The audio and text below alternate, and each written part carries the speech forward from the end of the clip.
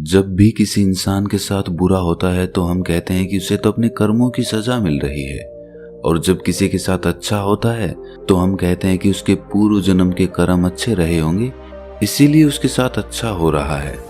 अब ये सोचने की बात है कि अगर पिछले जन्मों के कर्म हमें इस जन्म में भुगतने पड़ते हैं तो परमात्मा ने ऐसी व्यवस्था ही क्यों बनाई? आखिर जो इंसान जो कर्म अभी करता है उसका फल उसे अभी क्यों नहीं मिलता, ताकि उसे ये भी पता चले कि कर्मों का फल कैसे मिलता है। अब पिछले जन्मों को तो कोई याद नहीं रखता, अगर पिछले जन्मों के कर्मों का फल इस जन्म में मिलता है तो फिर आदमी को फल का एहसास कैसे होगा? क्या सच में जो भी हमारे साथ आज हो रहा है वो पिछले जन्मों के कर्मों का नतीजा है, या फिर कर्म का कोई और चक्कर हमारा जीवन निर्धारित करता है?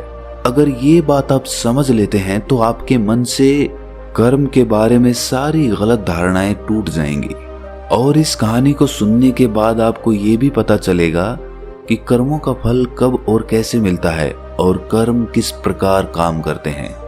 इससे पहले कि आप इस कहानी में खो जाएं, इस चैनल को सब्सक्राइब जरूर कर लें। तो चलिए कहानी शुरू करते हैं। एक बार की बात है, एक बार तथागत गौतम बुद्ध से उनके एक शिष्य ने पूछा कि हे बुद्ध, कर्म क्या है? जरा विस्तार में हमें इसके बारे में बताने की कृपा कीजिए। ये सुनने के बाद बुद्ध कहते हैं कि मैं कर्म को समझाने के लिए तुम्हें एक कहानी सुनाता हूँ। इस कहानी को सुनने के बाद तुम्हें कर्मों के बारे में पता चल जाएगा। इसके बाद बुद्ध कहना शुरू करते हैं कि किसी राज्य में एक राजा राज किया करता था। एक दिन राजा निर्णय करते हैं कि आज मैं घूमने के लिए अपनी प्रजा के बीच में जाता हूँ। वो अपने मंत्री को साथ लेकर अपने राज्य के बाजार में घूमने के लिए अपने रथ पर सवार होकर निकल जाते हैं। राजा अपने राज्य की सुख समृद्धि देखकर बहुत ही प्रसन्न होता है। ऐसे ही अपने मंत्री के साथ बातें करते हुए राजा की नजर एक दुकानदार पर पड़ती है। उसे गौर से देखने के बाद राजा अपने मंत्री से कहता है कि मंत्री, पता नहीं क्यों मेरे मन में अचानक ये ख्याल आया कि मैं इस दुकानदार को फांसी की सजा सुना दूं। राजा ये बात मंत्री को बताने के बाद इसके बारे में भूल गया और उनके बीच दूसरी बातों पर चर्चा होने लगी।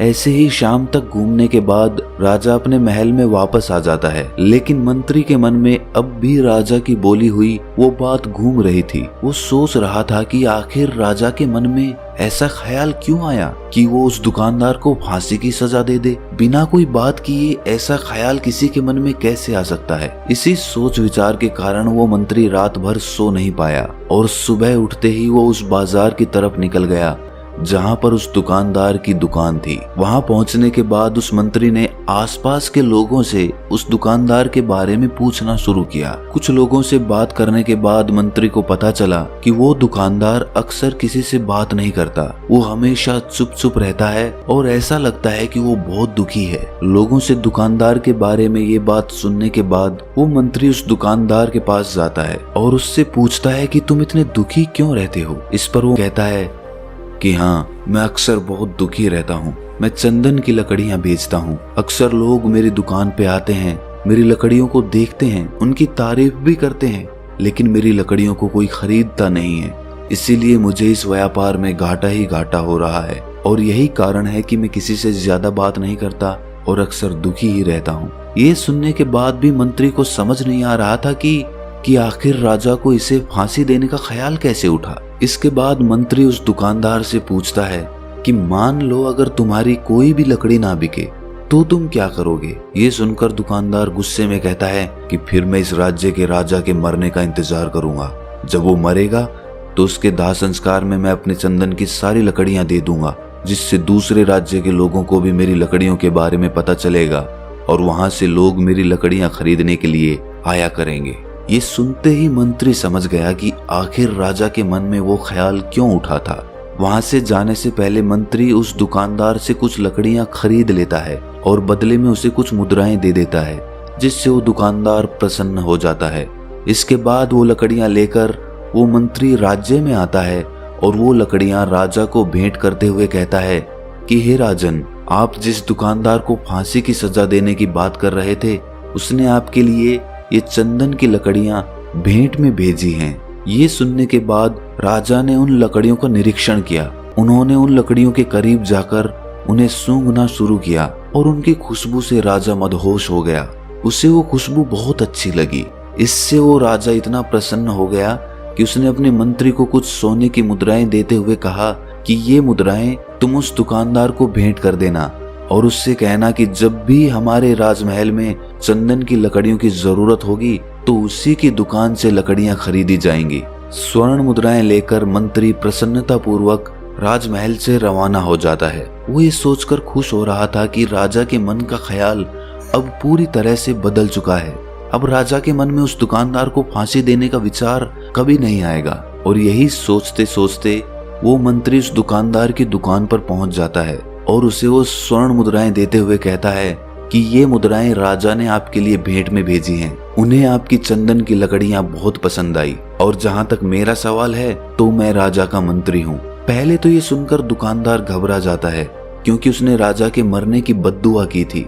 उसने सोचा कि कहीं मंत्री ने राजा को ये बात बता ना दी हो, लेकिन मंत्री ने उसके विचार भांप लिए और उसने उसे सांत्वना दी कि उसने राजा को कुछ भी नहीं बताया है। ये सुनने के बाद दुकानदार बहुत लज्जित होता है। वो मंत्री से माफी मांगता है और कहता है कि हमारे राजा बहुत अच्छे हैं, मैं उनकी लंबी आयु के लिए भगवान से दुआ करता हूँ। ये कहानी सुनाने के बाद तथागत गौतम बुद्ध ने अपने शिष्यों से कहा कि अब तुम मुझे बताओ कि कर्म क्या है। इसका उत्तर देते हुए किसी शिष्य ने कहा कि कर्म सोच है, किसी ने कहा कि कर्म भाव है, किसी ने कहा कि कर्म वो है जो हम करते हैं।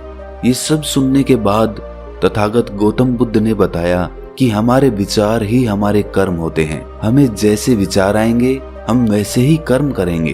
अक्सर हम किसी आदमी की क्रिया करने से ये तो जान लेते हैं कि उसके कर्म कैसे हैं, लेकिन हम ये कभी अनुमान नहीं लगा पाते कि वो जो कर्म कर रहा है वो उसके विचार का ही नतीजा है। ये कर्म करने से पहले उसके मन में उस कर्म को करने का विचार उठा होगा और उसी के बाद उसने वो कर्म किया होगा।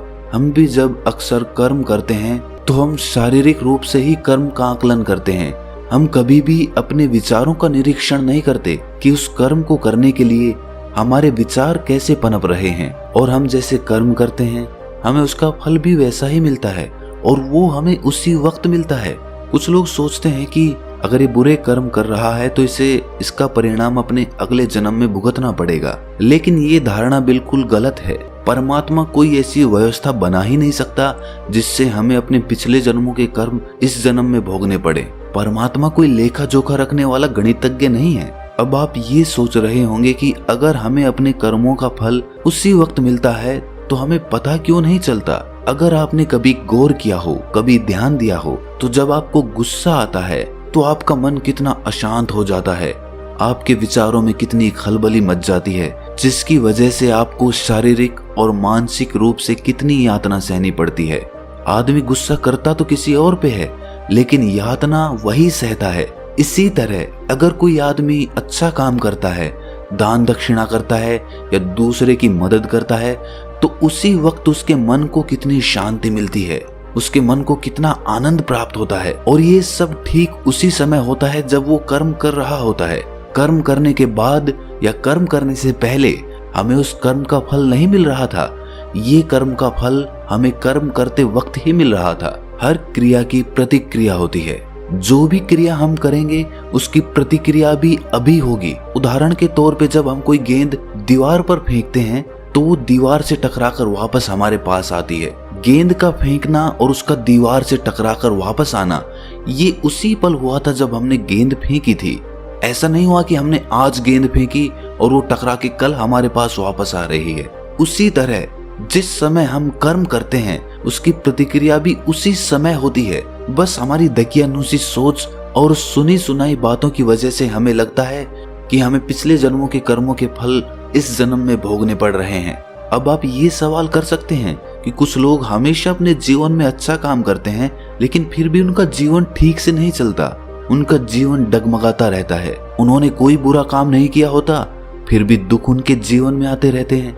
ऐसा क्यों होता है? तो इस बात को भी समझ लेना जरूरी है। जब भी हम बार बार एक ही तरीके के काम करते हैं तो वो हमारे संस्कार बन जाते हैं और संस्कार हमारी आत्मा से चिपक जाते हैं। हम मरने के बाद अपना शरीर तो छोड़ देते हैं लेकिन जो संस्कार हमने निर्मित कर लिए हैं वो हमारे साथ ही जुड़े रह जाते हैं, और जब हम कोई अगला जन्म लेते हैं तो वही संस्कार हमारे साथ जन्म लेते हैं।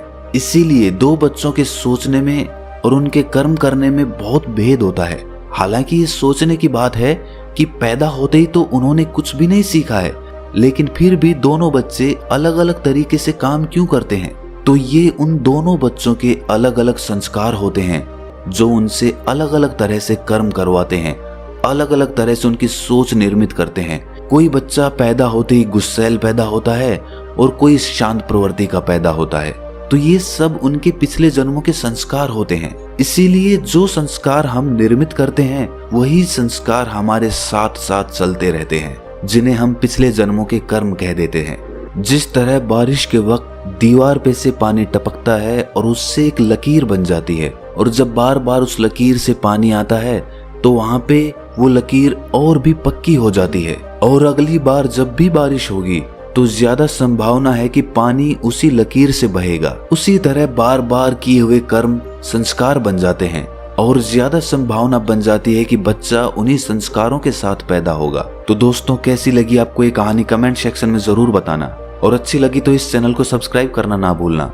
तो मिलते हैं अगली कहानी में, तब तक के लिए अपना ख्याल रखें।